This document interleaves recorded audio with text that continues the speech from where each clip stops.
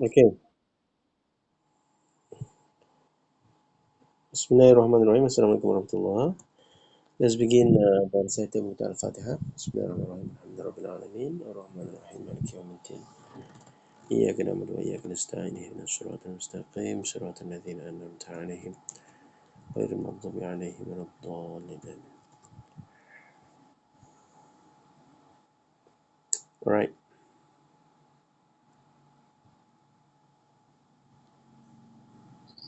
Okay.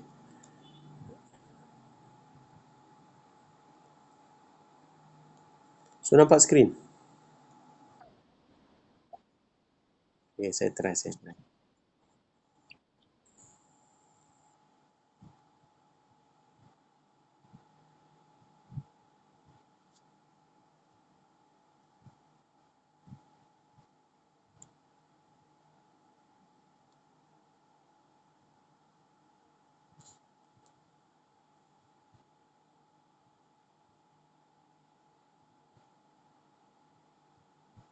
Sekarang nampak? Okay, good. Actually benda yang sama. Okay. Sekarang actually benda yang sama yang ada notasi saya bagi tadi tu. Cuma kita tengok sama-sama lah. Alright. So today's topic about guiding young children. So this is not new topic for you guys because all of you experience. Semua kita anggap sebagai orang kata reaffirm the knowledge that you already practice. Okay, this actually article from University of Missouri. Alright, specific talking about guidance in early childhood. So if you look here, there are introduction over there. Every adult who cares for children has a responsibility to guide, correct, and socialize them towards appropriate behavior. These actions often are called child guidance and discipline. So positive guidance and discipline are crucial for children because they promote self-control, teach responsibility, and help them make thoughtful choices. The more effective adult caregivers are at encouraging appropriate child behavior, the less time and effort they will spend correcting misbehavior. I repeat again. The more effective adult caregivers are at encouraging appropriate child behavior, the less time and effort they will spend correcting misbehavior. So actually this is the challenge for caregivers, for teachers, for childminders, encouraging the appropriate behavior. Most of the time you are focusing on the misbehavior. So if you look at paragraph 2, family specialists also agree that there is no perfect formula. Again, there is no perfect formula that answer all questions about discipline. So it will be different case to case basis. For example, problem in educare might not be the same in problem in iCare. Problems in iCare might not be the same. Problem in Kemas or Perpaduan, Tabika or Taska, they might be different. So that's why there is no specific formula because kids are complex. Their behavior are complex. We cannot set up one formula to cater all type of children. But the bottom line is we need to understand what are the do and don'ts, what are the guidance. So from these basis guidance, we're able to implement it in our setting, in our school setting. So children are as unique as the families they belong to. A discipline strategy that works with one child may not work with others. Effective guidance and discipline focus on the development of the child. They also preserve the child's self-esteem and dignity. Actions that insult or belittle are likely to cause children to view their parents and other caregivers negatively, which can inhibit learning and teach the child to be unkind to others. Acknowledging a child's effort and progress no matter how slow or how small, encourages healthy development. So I believe teachers do this. Acknowledge children's effort walaupun sekecil mana pun. How slow improvement yang dibuat, how small progress yang children buat. Actually, by doing so, we encourage, we acknowledge is a very good healthy, is very good development for the children. Right. So teaching children self-discipline is a demanding task, very demanding task. It requires patience, thoughtful action, cooperation, and a good understanding of the child.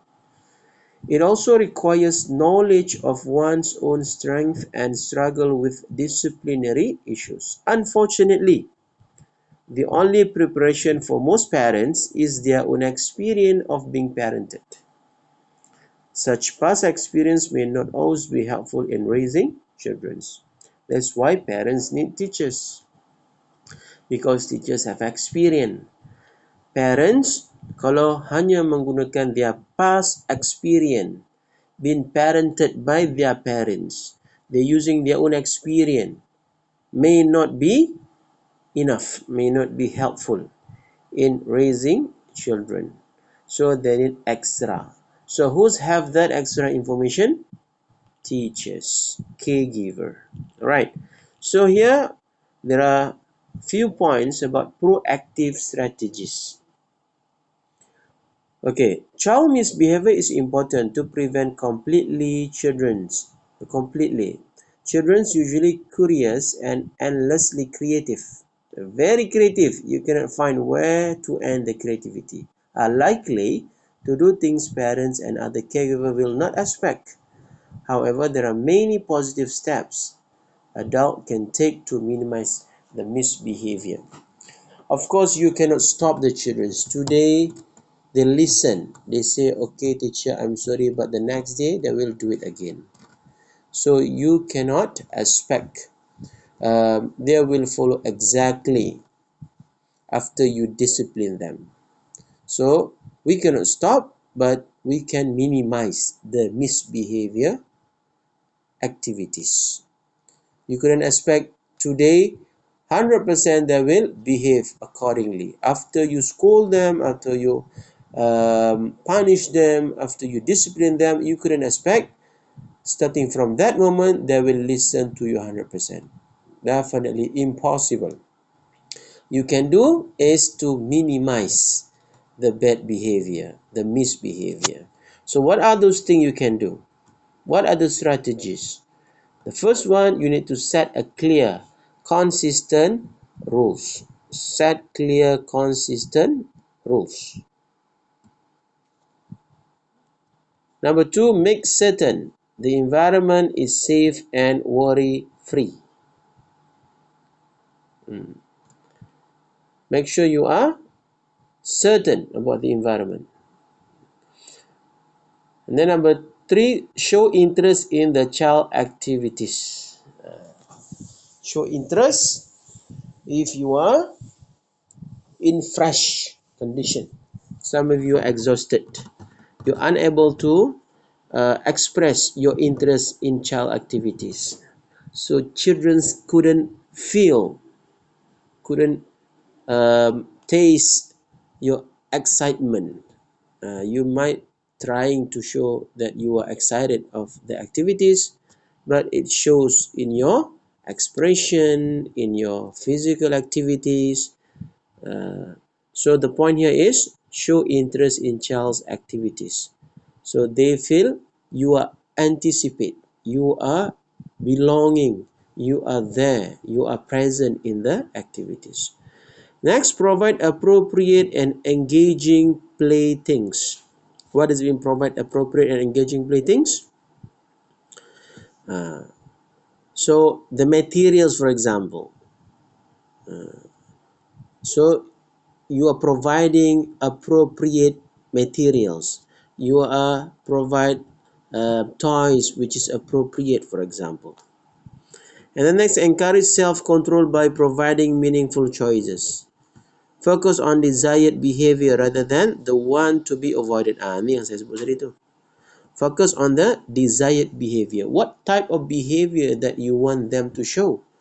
Rather than you only focus on the bad behavior.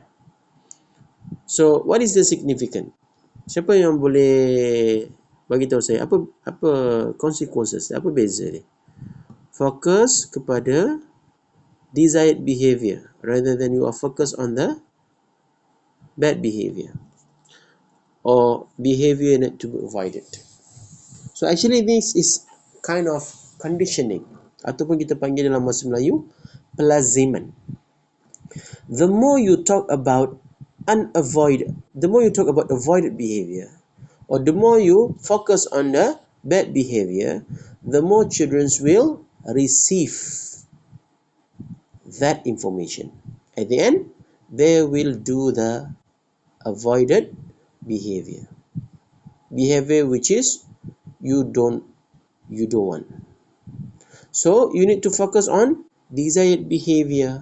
You should condition, you should repeat again and again about a good behavior.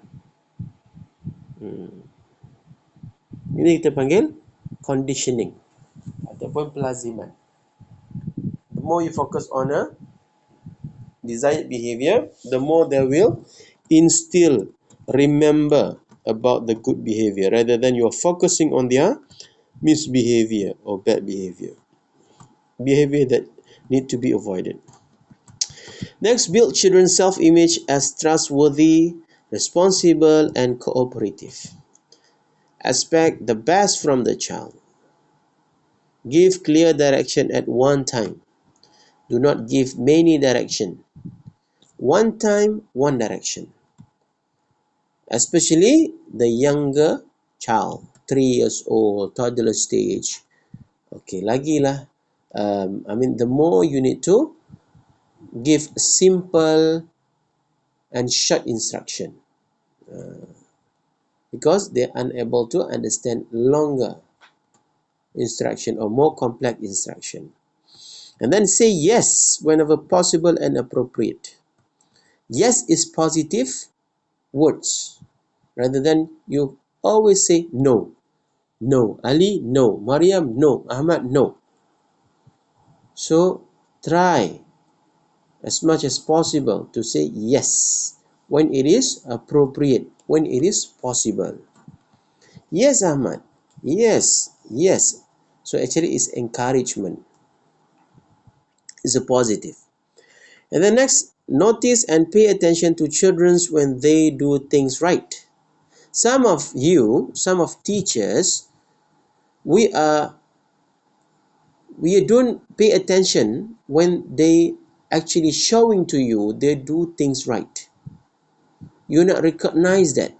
You didn't acknowledge. At the end, they feel sad and they don't want to repeat that good behavior. So if you pay attention, you see they are trying to show their effort about being good, about behave, about changing the bad behavior to good behavior. You notice that and then you acknowledge that. So actually that is a good encouragement for the positive changing of the behavior. So teacher need to notice and pay attention, more alert. And then take action before the situation get out of control. Do not delay. Do not wait. Normally this happen to inexperienced teacher, new teacher. Those normally for teachers who are experienced, they can foresee, they can expect that situation going to be worse. So teacher will prevent it. Teacher will take action and prevent before it is getting out of control or getting worse. And then be encouraging, set a good example, help children see how their action affect others. This like a role play, or you give a projection. You do this bad behavior, you see later on what going to happen to the other children. Let them see the consequences. Sometimes the children doesn't see the the cause, the result of that behavior. They doesn't see the consequences of that behavior. That's why they keep doing the same bad behavior. So try to show them the consequences of the action. What are the effect if they keep doing the bad misbehavior? All right. So now, so out of all these proactive strategy, maybe teacher boleh apa ni? Um, boleh respond. Yang mana yang teacher miss ataupun jarang buat ataupun yang tak berapa clear. Mungkin boleh share experience. Yang mana teacher yang selalu apa ni yang cikgu nampak, yang cikgu buat and then it works. Maybe boleh share.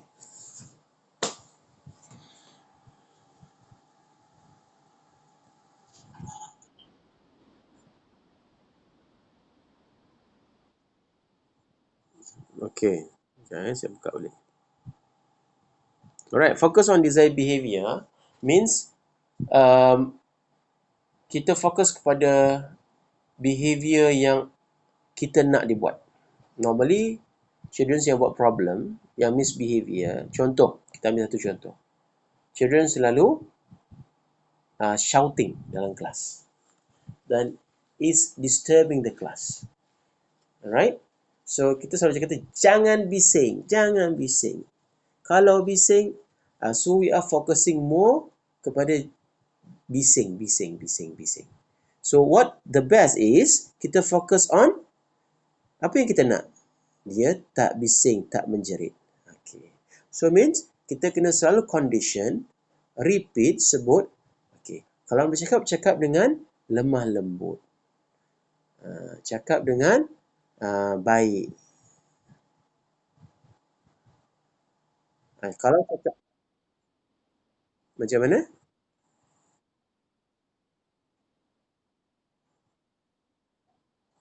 Ya, kita banyak sebutkan benda yang apa patut dibuat, bukan benda yang tak patut dibuat. Benda yang tak patut dibuat yang selalu yang misbehave tu lah. Berlari dalam kelas. Jangan lari. Lari lagi cikgu.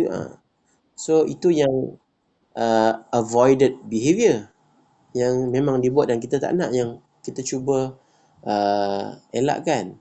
So at the end, dia punya reasons why if we keep talking ataupun kita selalu sebut perkara yang misbehavior, dia takuti yang misbehavior tu yang masuk dalam mind dia. Dan dia akan keep doing that misbehavior. Tapi kalau kita fokus kepada desired behavior yang kita nak dia buat, and kita repeat again and again, so that good behavior yang akan masuk dalam mind dia.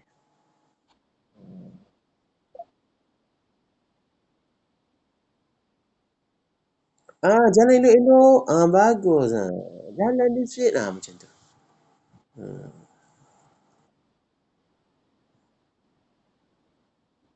Sebab itu yang kita panggil kelaziman. Ataupun dalam psikologi dipanggil conditioning. Sebab tu kalau you tengok iklan-iklan, kan?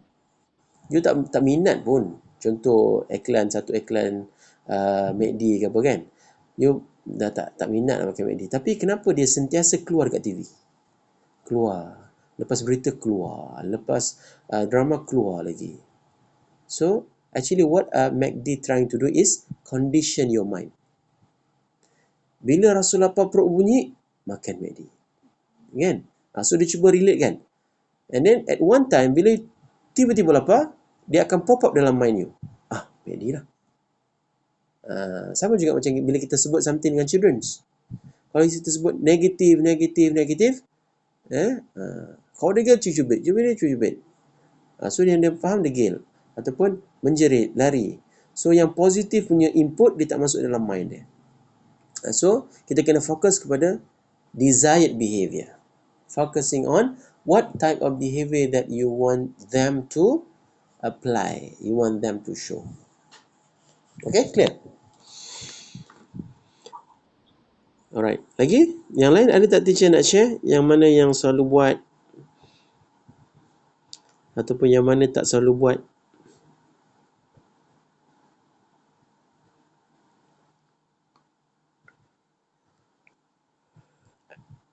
And then say yes. Ni cikgu cuba praktiskan. Yes whenever possible.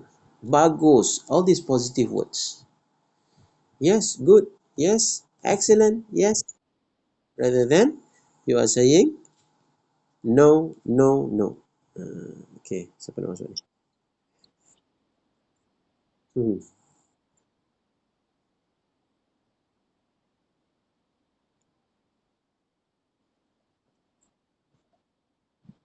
Betul, jangan katakan budak je. Kita pun sama. Kalau dalam live kita hari ni ada 20 kali.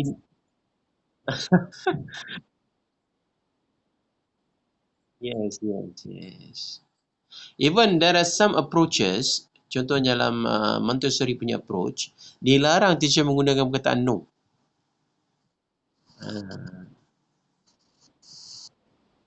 Right? Dia mesti tak boleh no. Dia mesti yes. So, actually tak adalah sampai tak boleh no. Cuma the point is to use it more yes appropriately. Actually, the bottom line is to use positive words. And then one more thing, notice and pay attention to children when they do things right. Ni penting ni, alert. Sometimes children dia tak purposely in front of you do the good behavior. Sometimes secara tak langsung dia cuba untuk change good behavior tapi cikgu tak perasan. Alright? Cikgu focusing on something else. Dia dah cuba, dah tunjuk, dia dah prove dah. Alright? Tapi cikgu tak perasan. So dia dah less motivation untuk repeat good behavior. So ini perlu cikgu lebih alert. Sometimes dia dah tunjuk dah, dia change walaupun sikit. So kita nampak dan kita acknowledge, very good. Macam tu bagus. See, Ahmad, dia behave. He's not running. He's cute. Faham ya? So notice, sebut, acknowledge when children try to do the right things, try to show a good behavior, try to change the behavior.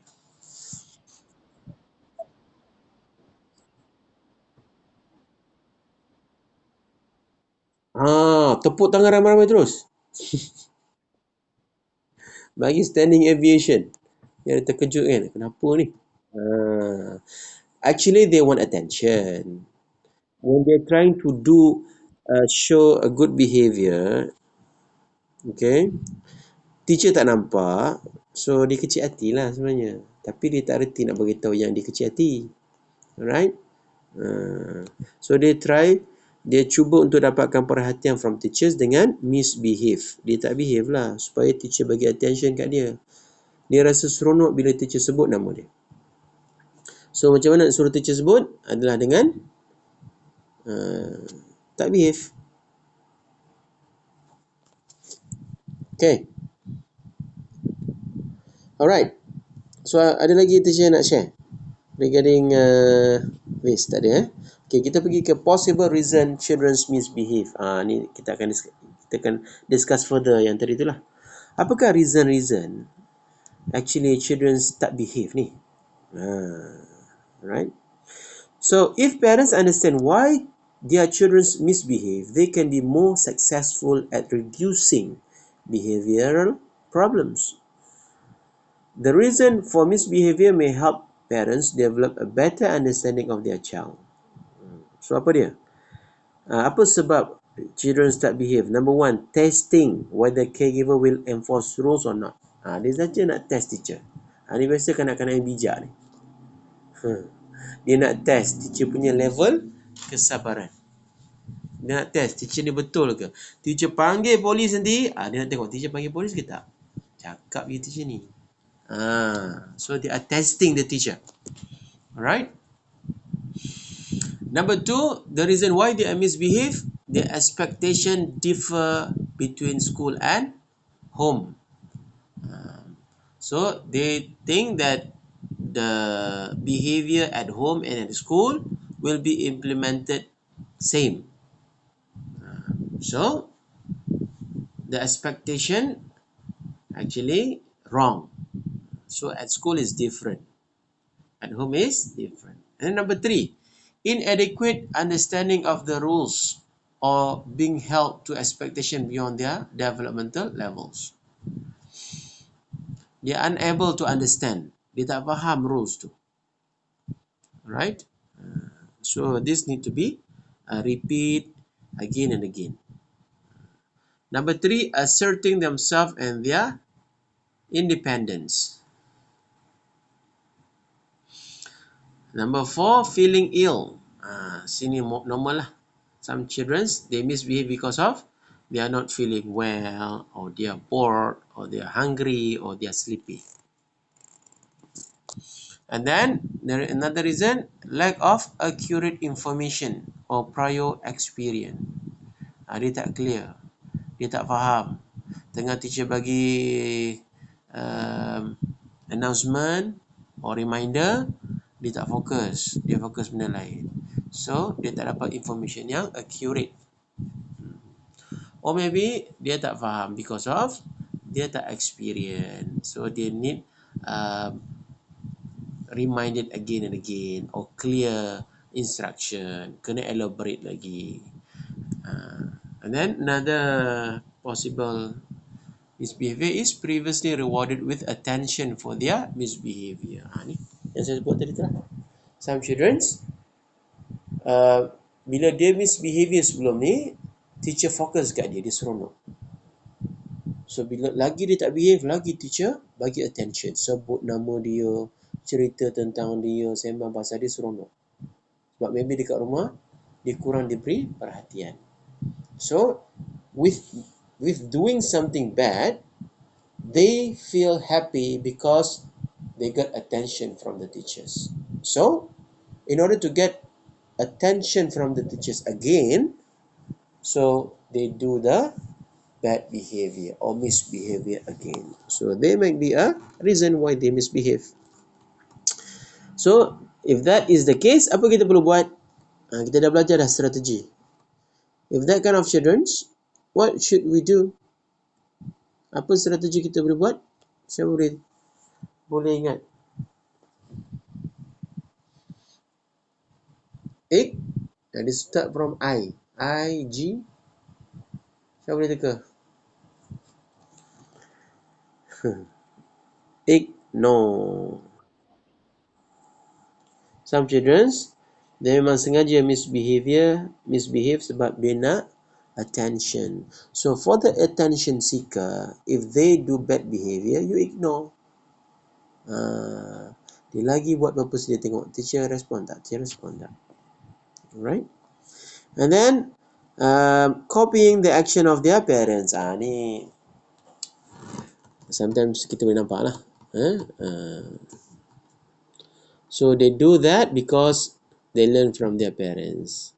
So yang menjerit sometimes kita nampak parents pun jenis shouting, right? Yang pukul-pukul ni tangan laju je kata, sometimes kita nampak parents pun tangan laju je dengan children. So they imitate.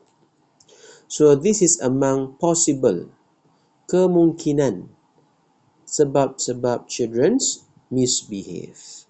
So bila kita faham punca ataupun sebab dia misbehave, kita boleh kurangkan masalah dia mengulangi misbehavior tadi.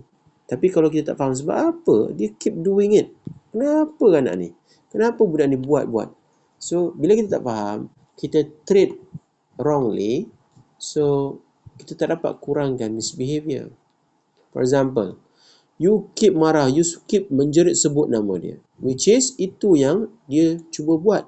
Dia memang purposely misbehave because they want you to mention their name loudly. Dia suka you bagi attention, dia suka you sebut nama dia. So they keep doing the same. So bila you faham that condition, so the next time they do it, that misbehavior, you ignore. Tapi bila dia behave, you sebut nama dia, you dah twist, you terbalik dah.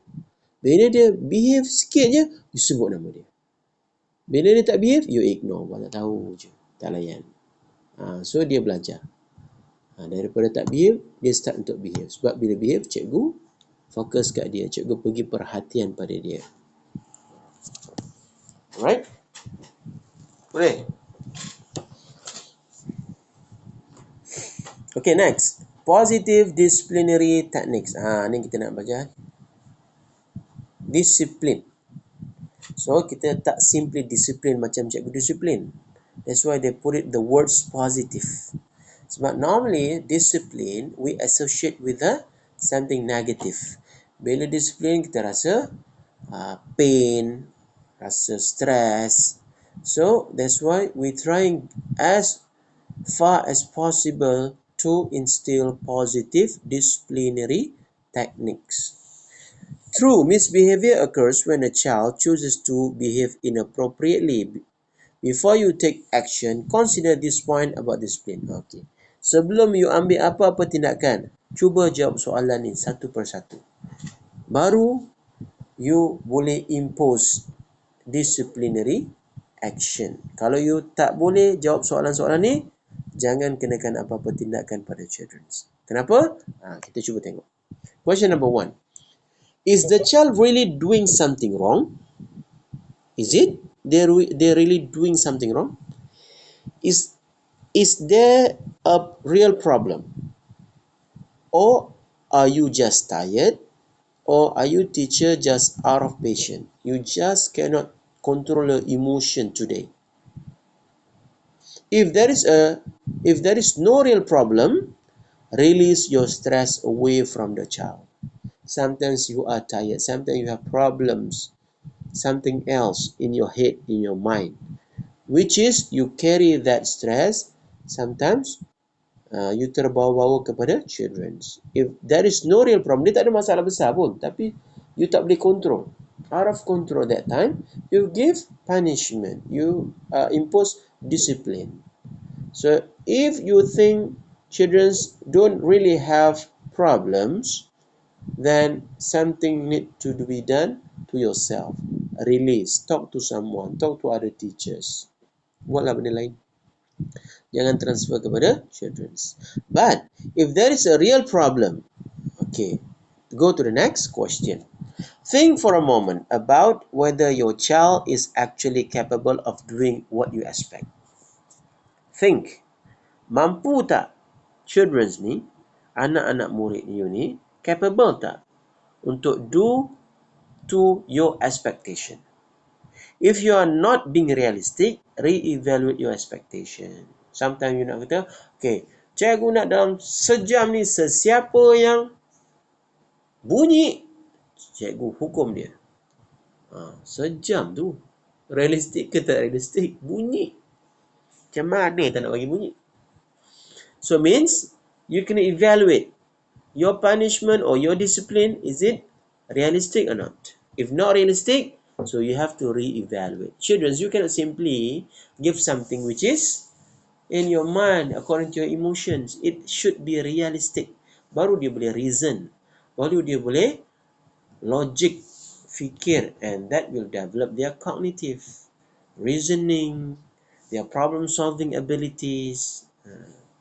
Alright, if your expectation are fair, memang you punya disiplin tu boleh dibuat sesuai. So, go to the next question. Okay. What is the next question? Did your child know at the time that they were doing something wrong? Did your child know? If your child did not realize they were doing something wrong, help them understand what you expect them to do and how they can do that. Offer to help. Sometimes dia tak sedar, dia terpinga-pinga. Tiba-tiba dia kena.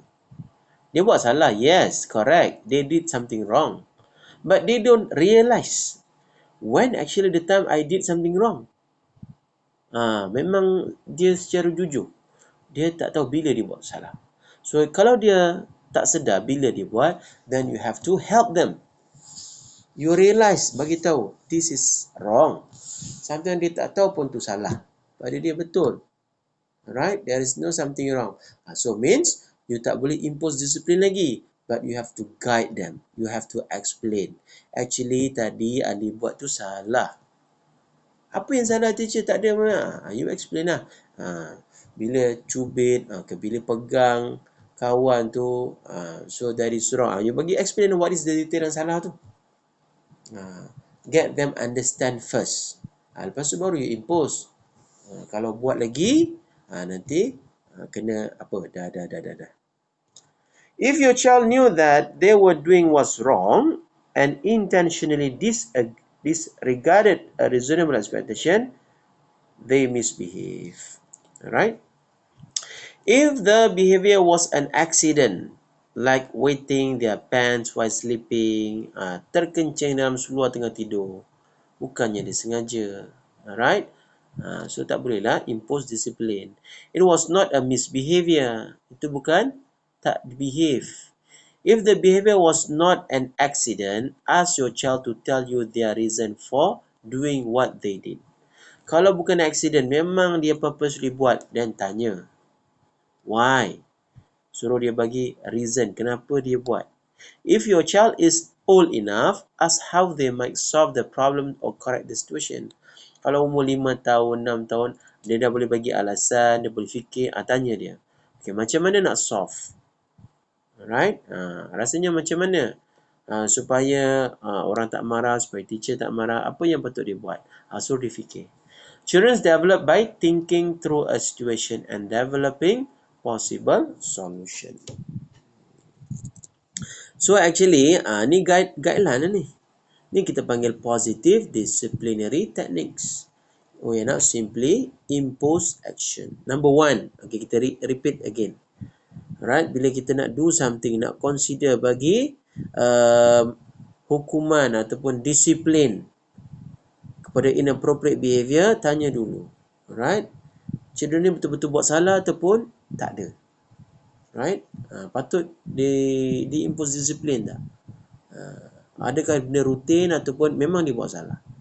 Kalau dia tak buat salah apa pun, tak ada masalah yang sebenarnya pun, so means teacher mungkin terlebih stres, penat. Kalau memang dia buat problem, okay, tanya, check lagi. Okay, so children ni boleh tak buat according to your expectation? Undang-undang ataupun rules yang teacher cuba impose dalam kelas tu realistik tak? Kalau tak realistik, adjust, change, make an amendment. Kalau memang boleh dibuat tapi dia still lagi misbehave, alright, check lagi. Dia tahu tak yang dia buat salah?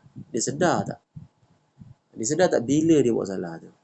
You have to check again. If they not realize, they don't aware. So, help them. How? Tell them. Explain. Okay? Kalau memang dia buat, dia tahu dia salah dan dia sengaja buat juga, then you can impose. Right? You boleh bagi tahu this is the consequences if you keep doing the misbehave action. So the point is, you want them to learn. When you discipline them, when you give rules, you want them to learn. They get the lesson. Bila they get the lesson, then they will able to apply in any situation. Itu yang kita nampak di rumah dia berubah. Parents boleh notice perubahan anak dia because dia faham. The reason they change because they understand. Some children, why they keep doing that, they might be not understand. That's why they keep doing the same misbehave again and again until the teachers annoyed ataupun terganggu. Alright. So far clear?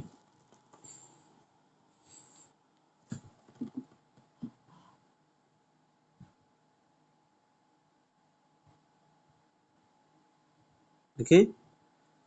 Clear ke?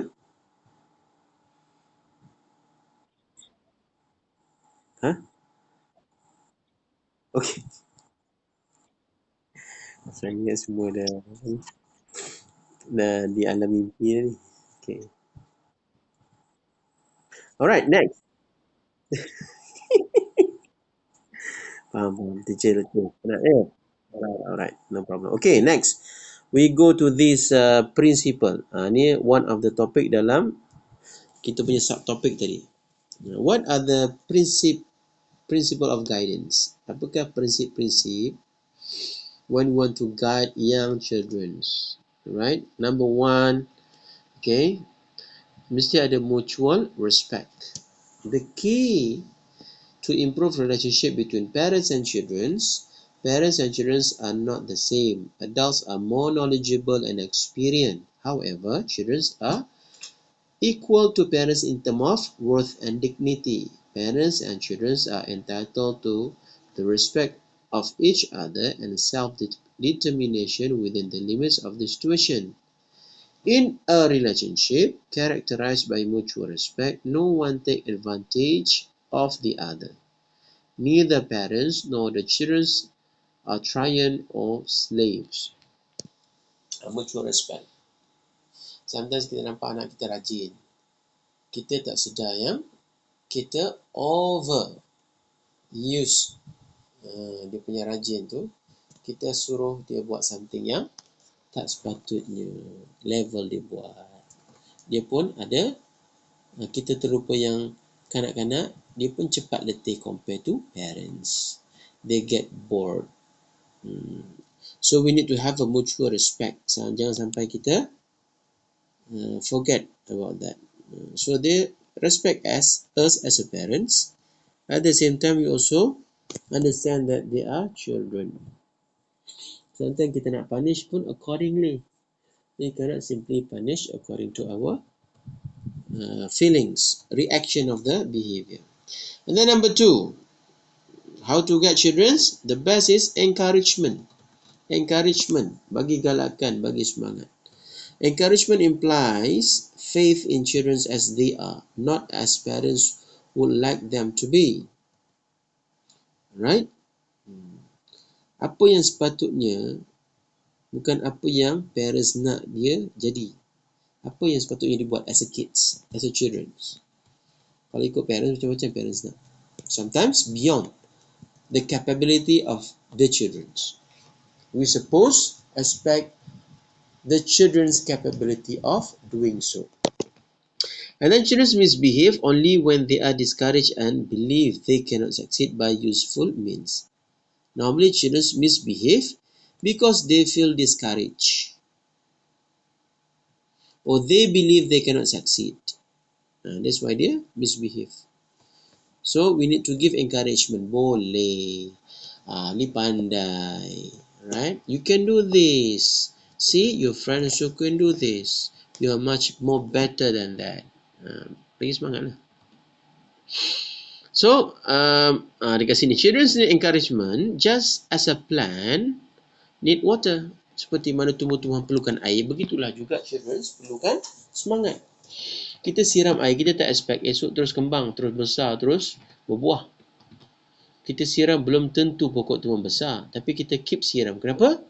We believe that what plants need. Sama juga macam children.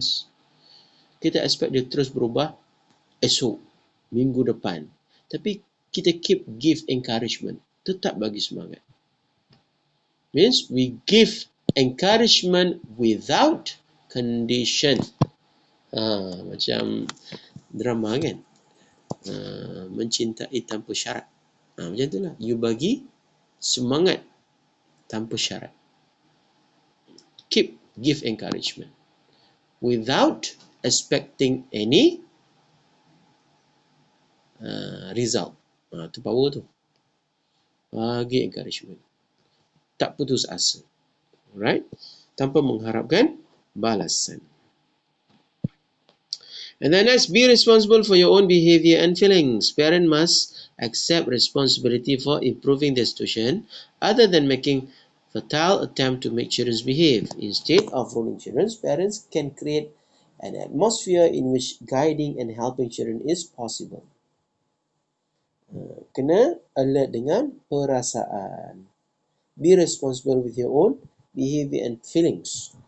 Sometimes we are talking or do something according to our reaction rather than thinking about the feelings of the child.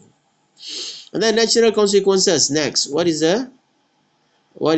guidance?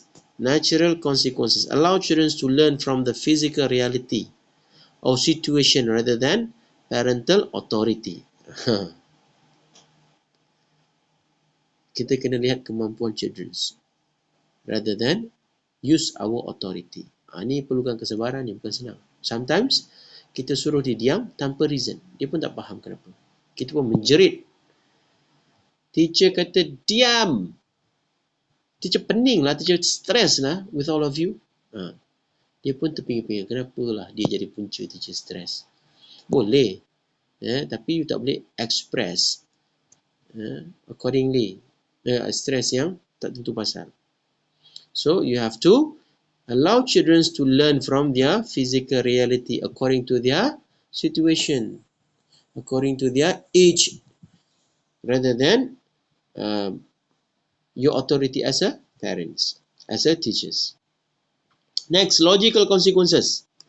Allow children to learn from the reality of the social world. Parents can intervene with consequences that both the parents and children can see as logically related to misbehavior and respectful and reasonable. Ni macam kita sebut. So, whatever disciplinary that you impose, it should be logical. They can reason. So, kalau dia tak reason, tak boleh nak fikir, means you tak boleh nak impose.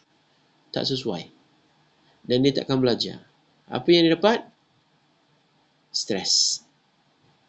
Depressed. Sedih. Menangis. Tak learn something. The main objective is they learn. They able to relate. They able to reason. Why they've been punished? Why you impose these certain rules? They able to reason.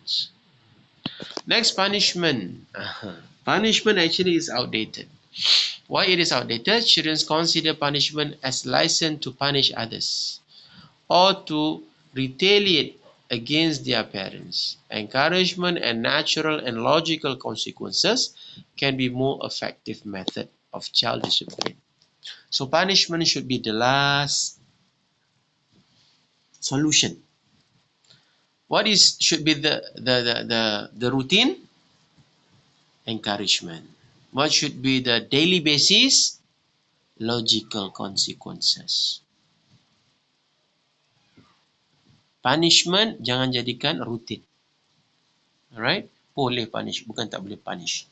But it should be the last solution. Jangan jadi yang first. Takut nanti cikgu terbiasa. Sikit-sikit punish. Right?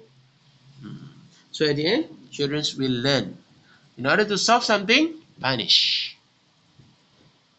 If you couldn't solve something, you will be punished. So dia akan membesar dengan punishment. Yang kita nak children membesar dengan encouragement. Logical consequences. Reasoning. Logic. Itu kita nak. Action is more effective than words. Children tend to become parent deaf and act only when raised voices imply some impending action and then respond only momentarily. Usually, children know very well what is expected of them. Talking should be restricted to friendly conversation and not used as a means of discipline. Action is often more effective than talking or scolding or threatening. Action. Right? Jangan cakap je, buat. Sometimes parents or teachers just talking, but they don't really able to do the action. So that's why talking should be restricted to friendly conversation. Nak cakap-cakap ni, kalau nak discuss. Right? Bukannya untuk disiplin. Kalau nak disiplin, kan children, dia kena action. Alright. Itu kalau cakap mengugut, threatening, tu talking lah tu. Ataupun you marah, menjerit-jerit, tu talking. So nak disiplin, action dia buat. Kalau dia kata nak time off, okay, immediate dia buat something wrong, okay, time off, pergi duduk tepi, duduk 3 minit, 5 minit, tak ada cakap banyak, terus buat. So that's the meaning of action is more effective than words. Action is louder than words. And then withdrawing from struggle. Withdraw from struggle, not from the child. What does it mean? Although talking and interaction in moment of conflict with children are ineffective, friendly conversation and pleasant contacts at other time are essential. Have fun and play together. The less attention children get when they are disturbing, the more cooperative the relationship may become. Okay, withdraw from struggle, not from the child. You still need to connect it with the child. You have to play, have fun with the child. Cuma kalau they do something which is disturbing, okay, let's give attention. Kurangkan attention dekat dia. Resist interfering. What is resist interfering? By allowing children to resolve their own conflict, they learn to get along better. So sometimes, bukan semua perkara cikgu kena interfere. Biar dia solve by themselves. Jangan interfere. Many fights are provoked to get parents involved to act as referees and judges. Sometimes dia bergaduh tu, dia cuba nak provoke supaya teacher jadi pengadil, jadi referees, jadi judges. Parents can best help children with social skills at time when they are not fighting. Lebih baik, the best is parents guide, ajar soft skill, macam mana teknik untuk mendamaikan situasi, macam mana cara untuk supaya kawan suka, dapat ramai kawan, okay, kawan tak marah, rather than you become pengadil ataupun hakim. Dia betul, dia salah. Sometimes children purposely doing that supaya teacher yang tentukan siapa yang kena hukum, siapa yang tak kena hukum. Siapa yang kena hukum, dia happy. Dia memang expect kawan dia kena hukum. So sometimes let them resolve by themselves. And then take time for training. You have to be patient. Sometimes lesson requires timeline. Perlukan masa. Trust the process. And then resist doing for children what they can do for themselves. Resist doing for children. Dependent children are demanding children. Kanak-kanak yang sangat dependent, actually they are demanding. Parents must be keen observer of their children and be careful not to underestimate their children's abilities. Children become confident and responsible when offered opportunities and encouraged to be contributing members of the family and community. The next, children's behavior has purpose. Their basic purpose is to find their place in the social group, such as the family. Well-adjusted children have found their way towards social acceptance by understanding the requirement of the group or social situation and making useful contribution to it. Misbehaving children are still trying, in mistaken ways, to gain social status. Sometimes children's misbehavior, they have a purpose. So children are trying. Sometimes they need time. They try to be like someone else, someone which teachers or parents give attention, but they need time. And the last part is children are keen observer of situation and act in the way that works for them. Although their behavior may look illogical to others, it makes sense to them in that is consistent with their interpretation of how to find a place in a family. So children's, they also kind of observer. They observe, they look around, they learn something. Sometimes they are purposely doing bad behavior. Sometimes they able to change their behavior. They learn from us. A good intention by the parents will lead to positive outcome. Okay, actually, the last part we are discussing about what are the things, what are the guideline, the principle of guidance. Guidance, because our objective at the end, they want to be a good children's.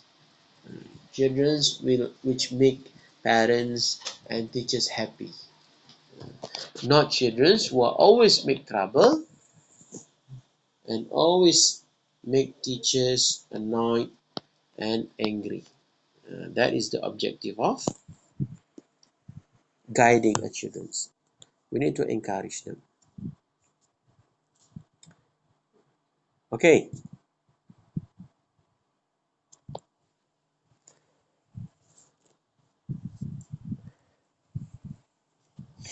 Okay, so far?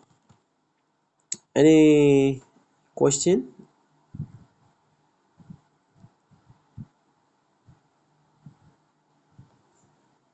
Anything yang nak tanya? So basically, in this topic, right? Today's topic, today's discussion, we are talking about guiding young children. Guiding, apa maksud guiding? Guidance, apa maksud guidance? Siapa tahu apa maksud guidance? Kita nak guide, kita nak tunjuk, nak ajar, nak bimbing. That's why nama pun Tabika ataupun Tadika. Apa maksud Tadika? Taman bimbingan. Apa maksud Tabika? Tadika. Taman didikan. Yes, yang kita nak buat ni pada children at young age adalah kita didik, kita bimbing. Jadi tujuan utama, the main objective is guiding. In order to guide, so sometimes we need to impose discipline. Apa tu discipline? Kita nak disiplin yang positif, yang outcome-nya nanti develop children's attitude, develop children's thinking, logic.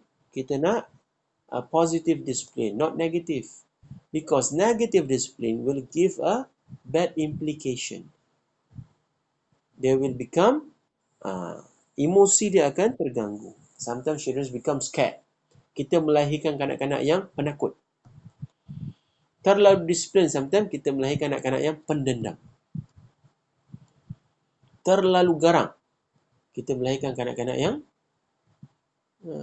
pengecut. Nak tanya pun takut. Alright? Scared children. And then we want children's, and then the next topic we learn here is what are the strategies to discipline children's. Okay. Ada soalan?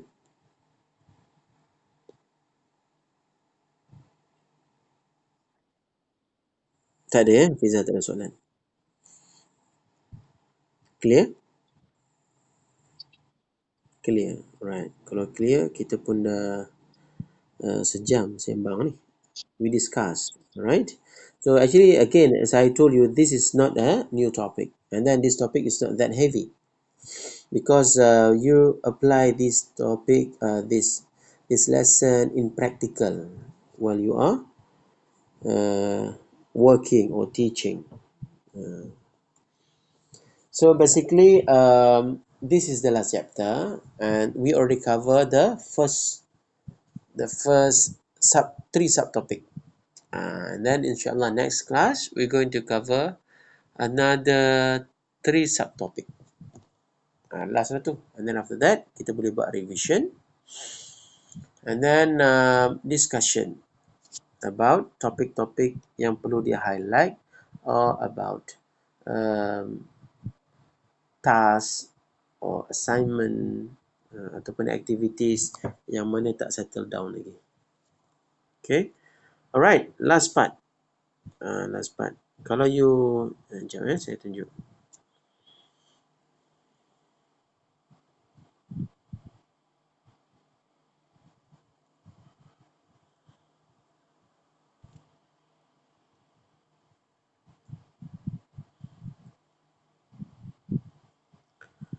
Okay. Nampak skrin? Nampak tak skrin? Okay. Okay, good. Okay, this part ada bawah, tak bawah sekali lah. Ni kelas activity. Parents early experience with discipline. Alright. Take a few minutes to reflect on your own childhood years. Evaluate how your parents discipline you. Which practices would you thank them for? Which would you like to do differently? So, apa praktis yang, okay, kalau tengok sini ada ruang kosong. Number one, practice to keep. And second one, new practice to try. Apa yang you rasa yang perlu dikekalkan, itu practice to keep. And new practice to try. Apa you rasa new practice yang boleh dibuat, yang baru, yang dulu tak buat. So, remembering how it felt to be a child can help you understand children and relate to their behavior. Cuba buat ni. Nanti hantar dekat ODL. Saya akan open. Okay? Faham Alright. So, kalau tak ada apa-apa, ada apa-apa lagi nak tanya?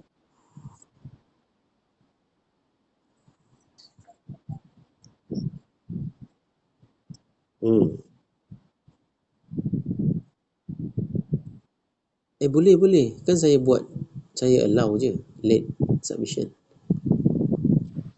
Buat je.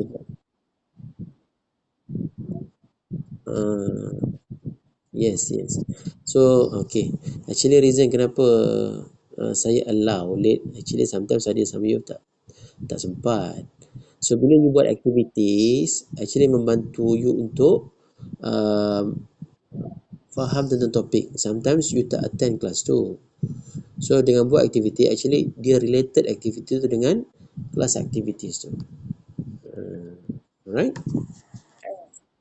Okay, this is for today's punya class activities lah. Simple je ni.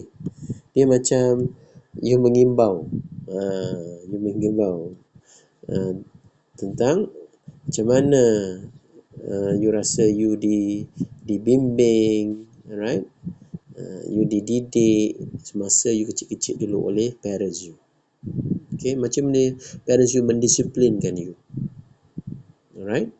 And then you rasa apakah praktis yang you rasa sangat bersyukur, yang you sangat hargai, yang you rasa perlu you nak buat benda yang sama juga pada anak you ataupun pada anak murid you. Apa dia? Itu yang practice to keep. Apa yang tak buat dulu, apa you rasa yang perlu ditambah baik, yang perlu dibuat, yang tak dibuat oleh parents dulu. Itu yang new practice to try. So the objective is to feel children's feeling. Tu yang bawah tu, remember how it's felt to be a child. Macam mana rasanya menjadi kanak-kanak. Can help you to understand children and relate to their behavior. Right? So ni simple lah. Moment to recall your childhood time. So take a moment. Boleh pasang background song supaya boleh himbau boleh. Kemudian Tuliskan apa yang you rasa seronok, you rasa thankful sangat tentang cara your parents treat you, dan menjadikan you seperti hari ni, apa dia. Right? So kalau tak ada soalan lagi, so I think that's all. And then apa ni Mhm.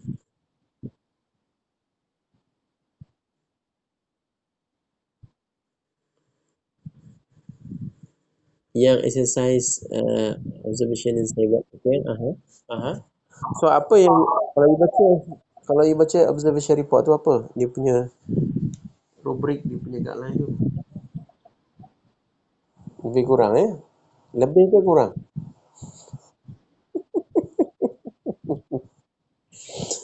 Ya, betul lah tu, lebih kurang tu.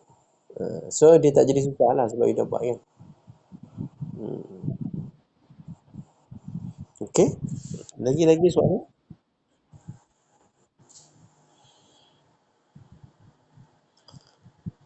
Any other questions?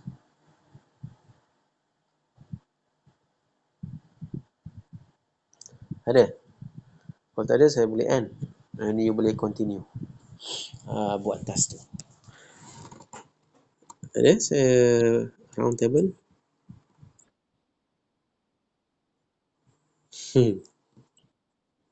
Kalau ikut due date bila?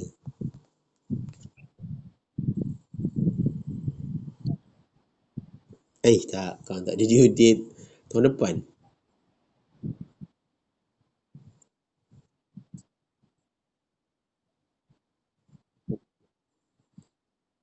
Okay.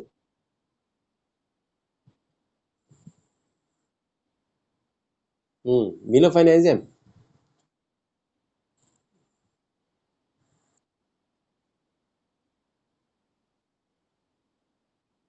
Okay, dia tak boleh lah kalau final exam sebab the last day, kita punya last day class is on 23rd. 22nd ke 23rd, our last class kan? Yeah, yes, exactly. So, kalau boleh hantar sebelum last class lah. Eh?